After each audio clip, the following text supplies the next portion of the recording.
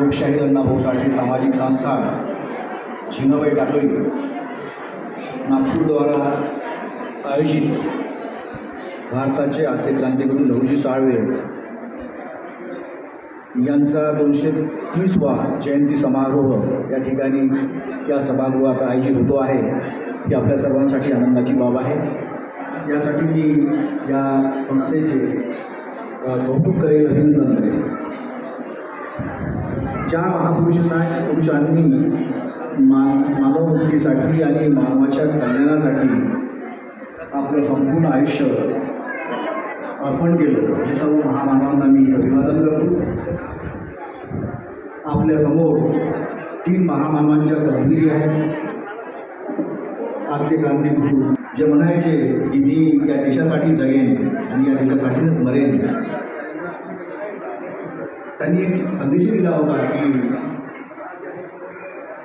प्रत्येकाने बलवान झालं पाहिजे, सशक्त झालं पाहिजे आणि ज्या काही विद्या आहेत त्या सगळ्या विद्या आत्मसात केल्या पाहिजे। ज्यांनी आपल्याला माणूस बनून जगण्यासाठी भारतीय संविधानामध्ये तरतूद करून दिली आणि भारतीय नागरिकांना सर्वांना समान अधिकार संविधानाच्या माध्यमातून दिला, असे महामानव ज्यांची पुण्यतिथी आपण काल परवा साजरी केली, प्रज्ञासूर्य डॉक्टर बाबासाहेब आंबेडकर आहे। या महामानवांना पुन्हा मी अभिवादन करतो आणि या प्रसंगी या कार्यक्रमाचे अध्यक्ष महोदय, आपल्या समाजाचे समाधी चंद्रकांतजी वानखेडे साहेब, या कार्यक्रमाचे उद्घाटक माननीय प्रदीपजी भोकर साहेब, असिस्टंट कमिशनर,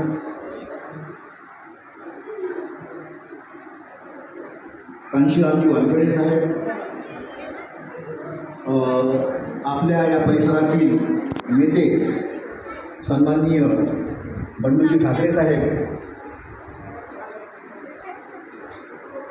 या प्रसंगी आयोजनामध्ये ज्यांनी खूप परिश्रम घेतले असे संघटनेचे अध्यक्ष श्री पदाधिकारी रत्नाकरजी वानखेडे, सुरेश साळवे, महेश अडागळे, रोशन बावने, सर्व पदाधिकारी आणि ज्यांनी या संघटनेला बॅकअप दिला, ज्याला म्हणतो आपण बॅटरी, ती ऊर्जा श्री संजयजी ठोसर, या सर्वांचं मी या ठिकाणी अभिनंदन करतो।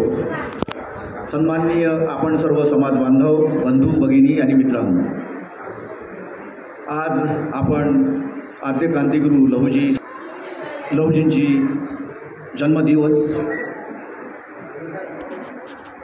आपल्याला माहीत आहे की सामाजिक क्रांती असो की सशस्त्र क्रांती असो, या दोन्ही क्रांतीचे जनक म्हणून आपण लहुजी साळवे यांच्याकडे पाहतो।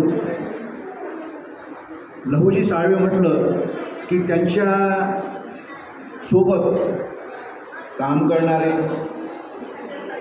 त्यांच्यासोबत सामाजिक क्रांती करणारे, सशस्त्र क्रांती करणारे, शिक्षणामध्ये क्रांती करणारे असे काही महामानव आपल्याला निश्चितपणे ठाऊक आहेत। त्यापैकी एक आद्य क्रांतिकारक उमाजी नाईक, हे थोडेसे मोठे होते त्यांच्यापेक्षा वयाने 2-3 वर्षांनी, पण